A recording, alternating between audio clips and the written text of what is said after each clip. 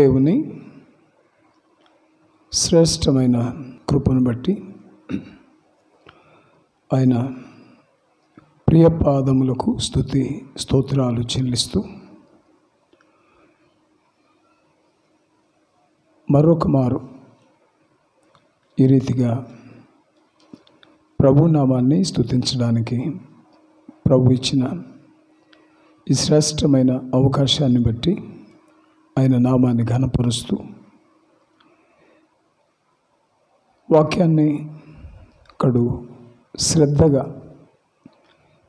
వీక్షిస్తూ ఉన్న ప్రియులందరికీ దైవ దీవెనలు అందిస్తూ ఒక చిన్న వాక్యాన్ని ఆత్మీయ మేలు కొరకు చదువుకుని ప్రార్థన ద్వారా మనం ముందుకి కొనసాగుదాం. అపోస్తలుడైన పేతురు రాసిన మొదటి పత్రిక 1వ అధ్యాయం 7వ వచనం.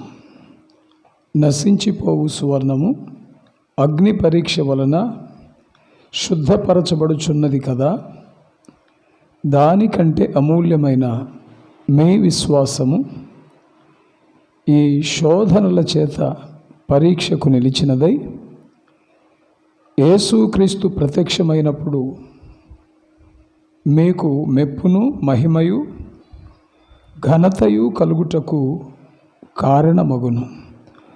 మరొక మారు నేను చదువుతా ఉన్నాను. నశించిపోవు సువర్ణము అగ్ని పరీక్ష వలన శుద్ధపరచబడుచున్నది కదా, దానికంటే అమూల్యమైన మీ విశ్వాసము ఈ శోధనల చేత పరీక్షకు నిలిచినదై యేసుక్రీస్తు ప్రత్యక్షమైనప్పుడు మీకు మెప్పును మహిమయు ఘనతయు కలుగుటకు కారణమగును. ప్రార్థన. ప్రేమస్వరూపి శాశ్వతమైన మీ కృపకై మీకు స్తోత్రం. ప్రేమించి ఈ రీతిగా మీ నామాన్ని ఘనపరచడానికి మీరు అనుగ్రహించిన ఈ మంచి సమయానికై స్తుతిస్తున్నాను. వాక్యాన్ని కడు శ్రద్ధగా ఆలకిస్తూ ఉన్న ప్రియులందరినీ బట్టి మీ నామాన్ని ఘనపరుస్తూ వాక్యములో దాచబడిన శ్రేష్టతను ధ్యానించడానికి, గ్రహించి ఆ ప్రకారం జీవించడానికి మమ్మలను సిద్ధపరచుమని యేసుక్రీస్తు నామములో ప్రార్థిస్తున్నాను పరమ తండ్రి. ఆమేన్, ఆమేన్.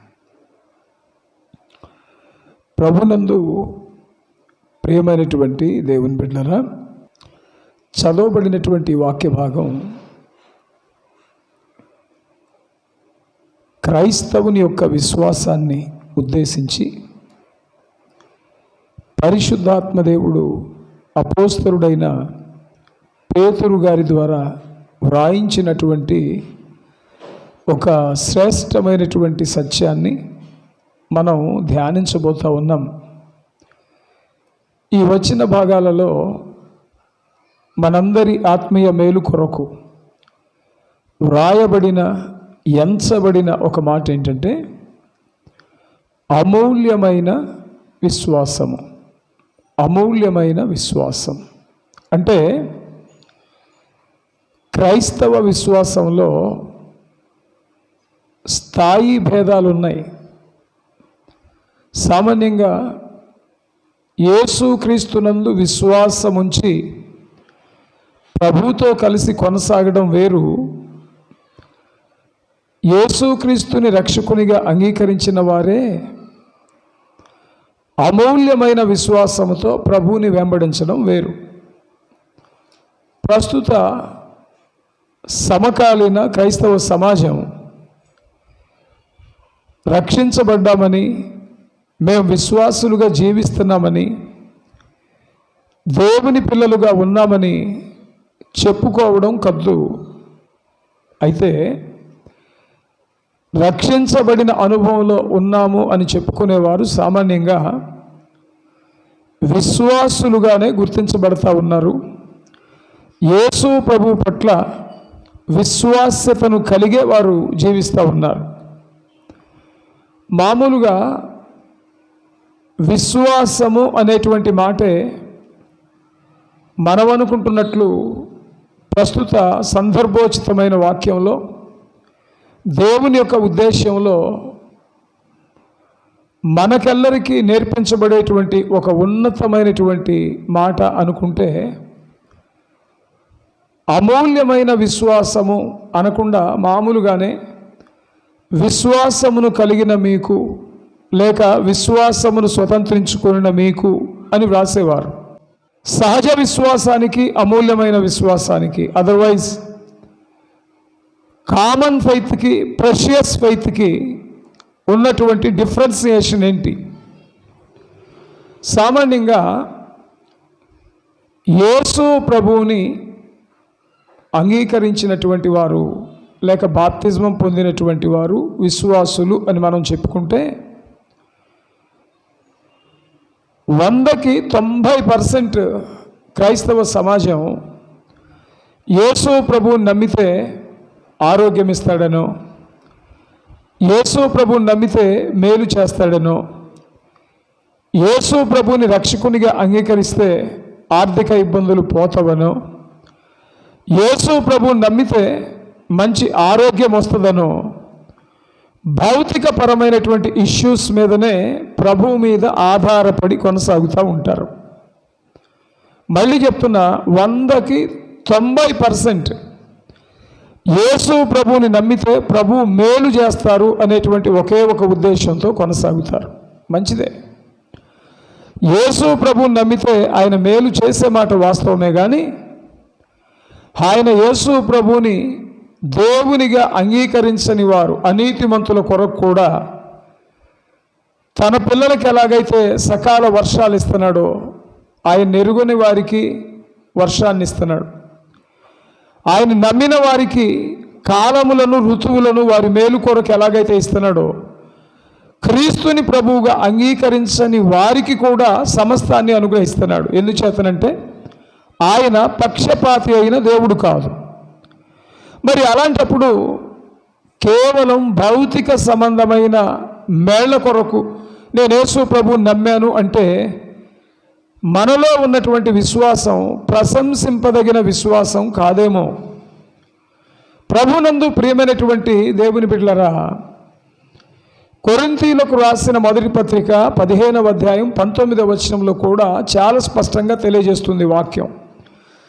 ఈ జీవిత కాలము మట్టుకే మనము క్రీస్తునందు విశ్వాసముంచు వారమైతే లేక యేసుక్రీస్తునందు నిరీక్షణ కలిగిన వారమైతే లోకములో ఉన్నవారందరికంటే దౌర్భాగ్యులమై ఉందుము.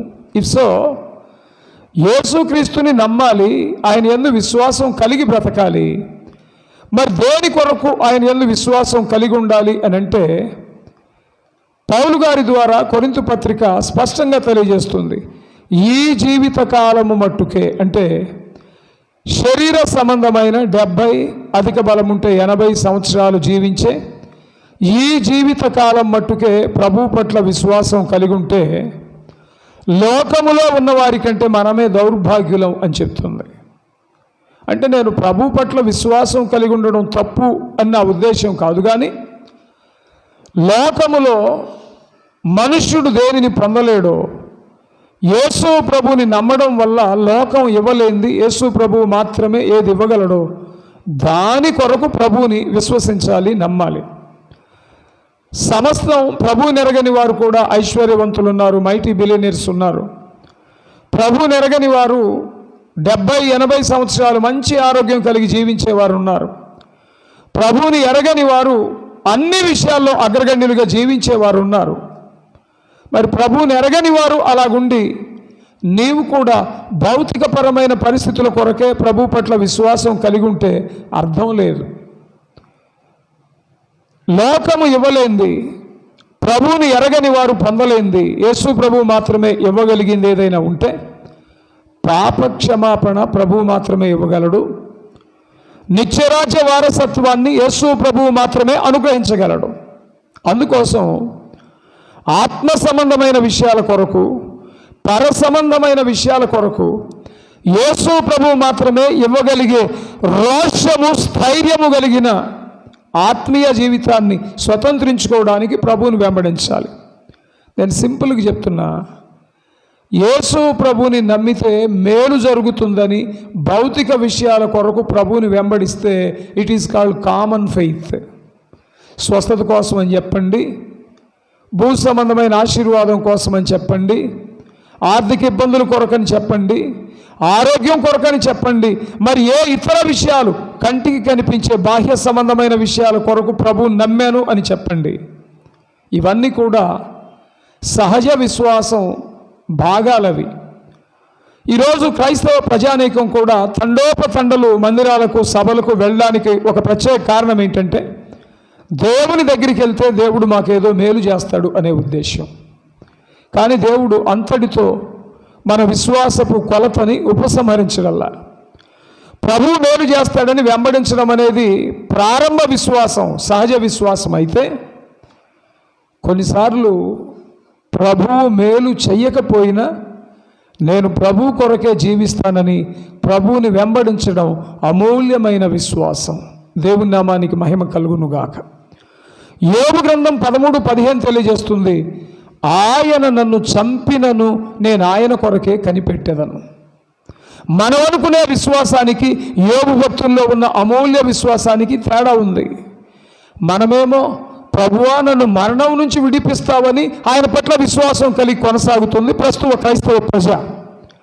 యోబు భక్తుడేమో ఆయన నన్ను చంపిన నేను ఆయన కొరకే కనిపెడతాను అంటున్నాడు. హబక్కూకు ప్రవక్త అంటాడు, అంజూరపు చెట్లు పోయకపోయినా, హబక్కూకు గ్రంథం 3:16లో, ఒలీవ చెట్లు కాయకపోయినా, ద్రాక్ష చెట్లు ఫలింపకపోయినా, చేనిలోని పైరు పంటకు రాకపోయినా, శాలలో పశువులు ఉండకపోయినా, దొడ్డిలో గొర్రెలు లేకపోయినా, నా రక్షణకర్తయగు యెహోవా యందు నేను ఆనందిస్తానని. మేలు జరుగుతుందని ప్రభువుని వెంబడిస్తే సహజ విశ్వాసం, అందరూ కలిగి జీవించేదే. యేసు ప్రభు వారు మనం అలాంటి విశ్వాసులు కావాలని కాదు, కానీ అంతకంటే ఉన్నతమైన ఆత్మీయ మెట్టులో విశ్వాసపు స్థాయి కలిగి ఉండాలని దేవుని యొక్క ఉద్దేశం. దైవజనుడైనటువంటి అబ్రహాము కుమారుడైన ఇస్సాకుని బలిగా అర్పించమని దేవుడు అడిగినప్పుడు, మనమైతే బిడ్డను కాపాడడం కోసం యేసు ప్రభు దగ్గరికి వెళ్తాం, దేవుడిని ఆశ్రయిస్తాం. దేవుని ఆశ్రయించిన తర్వాతనే అబ్రహాముని నీ ఏకైక కుమారుడైన ఇస్సాకుని బలిగా ఇమ్మని దేవుడు అడిగినప్పుడు, దేవుని యొక్క చిత్తం మేరకు తనకున్న కుమారుడైన ఇస్సాకుని బలిగా ఇవ్వడానికి వెనుతీయలేదు. There is the precious faith. ప్రభు మేళ్లే కాదు, కొన్నిసార్లు మన ఆత్మీయ జీవితంలో ఆత్మీయ మేలు కొరకు మనం ఊహించని ఆశించని కష్టాలకు మనల్ని అప్పచెప్పిన ప్రభువా, మరణమైన జీవమైన, చెరైన హింసైన, కరువైన ఖడ్గమైన, క్షామమైన, ఉన్నవైన రాబో ఉన్నవైన, ఎత్తైన లోతైన, రాజ్యములైన, అధికారములైన, దేవదూతలైన, ప్రధానులైన, సృష్టింపబడిన మరి ఏదైనా శ్రమలో, హింసలో, ఉపద్రవములో, కరువులో, ఖడ్గములో, క్షామములో, సకల పరిస్థితుల్లో పౌలు భక్తుడు అంటాడు, ఉపవాసములతోనూ, జాగరణములతోనూ, ఆకలి దప్పులతోనూ, చలితోనూ, దిగంబరత్వంతోనూ, ఒకటి దప్పు 40 కొరడా దెబ్బలు 5 మార్లు తింటిని, 3 మారు ఓడ పగిలి సంపడి తిని, పట్టణములో ఆపద, ప్రయాణములో ఆపద, నదుల వల్ల ఆపద, సహోదరుల వల్ల ఆపద, కపట సహోదరుల వల్ల ఆపద, ఇవన్నీను కాక సంఘములన్నిటిని గూర్చిన చింతయు నాకు కలదు. ప్రియమైనటువంటి దేవుని బిడ్డలారా, సింప్లిఫై చేస్తూ ఉన్నాను. మేలు జరుగుతుందని ప్రభువుని వెంబడిస్తే అది సహజ విశ్వాసం. ఈరోజు క్రైస్తవులందరూ ఈ విశ్వాసాన్ని బట్టే ప్రభువుని వెంబడిస్తున్నారు. ప్రభువుని వెంబడించాక, స్వీయ రక్షకునిగా అంగీకరించాక మేలే కాదండి, కొన్నిసార్లు కన్నీటి అనుభవాలు కూడా మనం ఎదుర్కోవాల్సి వస్తుంది. యేసు ప్రభువు నమ్మినంత మాత్రాన, నమ్మినందు చేతనే ఏ విధమైన కష్టాలు, కన్నీళ్లు, బాధలు, ఇబ్బందులు నాకు ఉండవు అనుకుంటే క్రైస్తవ జీవితానికి, మానవ జీవితానికి అర్థమే లేదు. ఇందాక మనం మూలవాక్యం చదువుకున్నాం. అమూల్యమైన విశ్వాసాన్ని బంగారంతో పోల్చాడు. శుద్ధ సువర్ణం అన్నాడు. బంగారములో ఉన్న మేలి మొత్తం బయటికి తీయాలంటే దాన్ని అగ్నిలో పుటం వేస్తారు, కొలిమిలో వేస్తారు. కొలిమిలో వేడి చేసినప్పుడు దానిలో ఉన్న మలినమంతా కారిపోయి శుద్ధ సువర్ణంగా అది మారుతుంది. నా విశ్వాసం కూడా అగ్నిని పోలిన శ్రమల్లో పరీక్షించబడినప్పుడు with the acceptance of the Lord, దేవుని అనుమతి చేతనే మన విశ్వాసం పరీక్షించబడినప్పుడు, విశ్వాస పరీక్షలో దేవుడు నాకు మేలు చేయలేదని, దేవుడు నాకు కష్టాలు ఇస్తున్నాడని, దేవుడు నన్ను శ్రమల్లో నడిపిస్తున్నాడని చెప్పి నీకు అనుకూలమైన విశ్వాసతను వ్యక్తపరుస్తూ దేవుని మీద నిష్ఠూరపడుతూ దేవునికి దూరం అయిపోయేటువంటి క్రైస్తవులు కూడా లేకపోలేదు. వాక్యం సూటిగా స్పష్టంగా మనతో మాట్లాడుతూ ఉంది. విశ్వాసం అనేది 2 స్థాయిల్లో ఉంటుంది. ఒకటి, ప్రభు మేలు చేస్తాడని ప్రభువుని నమ్మడం. రెండవది, ప్రభువుని నమ్మాక మేలే కాదు, కష్ట నష్టాలు మన జీవితంలో వచ్చిన ప్రభు కొరకు చావడానికైనా జీవితాన్ని అంకితం చేసి కొనసాగడం. 2 విశ్వాసాలలో అమూల్యమైన విశ్వాసం ఏది అంటే ప్రభు కొరకు చావునైనా సిద్ధపడి బ్రతకడం అమూల్యమైనటువంటి విశ్వాసం. ఒక మాట చెప్తానండి, చిన్న బిడ్డగా ఉన్నప్పుడు ప్రతి తండ్రి నీకేం కావాలి నాన్న అని బిడ్డను అడిగి మరీ కావలసినవి కొనిస్తాడు. వాడికి సర్టన్ ఏజ్ వచ్చాక, ఒక మంచి జాబులో సెటిల్ అయ్యాక, అప్పుడు తండ్రి అడగడు. వయసు వచ్చిన వాడిని, సెటిల్ అయినటువంటి కొడుకు తండ్రినే అడుగుతాడు, డాడీ నేను బయటికి వెళ్తున్నాను, నీకోసం నన్ను ఏం తెచ్చివ్వమంటావు అని. బాల్యప్రాయంలో పిన్నప్రాయంలో ఉన్నప్పుడు నీకేం కావాలని తండ్రి అడుగుతాడు. వీడికి తగిన వయసు వచ్చాక, శరీర సంబంధంగా ఎదుగుదల వచ్చి సెటిల్ అయిన తర్వాత తండ్రి అవసరాలేంటో వీడు తీరుస్తాడు. మనలో కూడా ఈ 2 స్థాయిలు ఉంటాయి. ఈ రెంటిలో నుండి దేవుడు ఉద్దేశిస్తూ ఉంటాడు. ప్రారంభ విశ్వాసం, సహజ విశ్వాసం ప్రభు మీద ఆధారపడి నడిపిస్తే, అమూల్యమైన విశ్వాసములో అడుగుడినటువంటి క్రైస్తవుడు ప్రభు మేలు చేస్తాడు.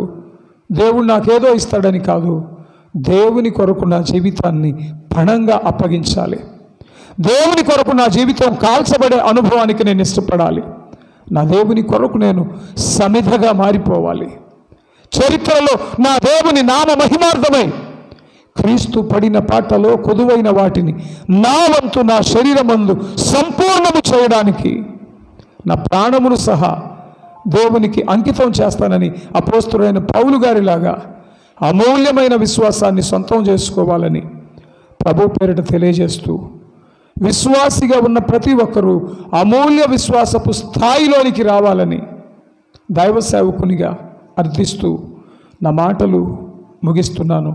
దేవుడి వాక్యం మన హృదయాలలో ఫలింపచేయును గాక. ఆమేన్.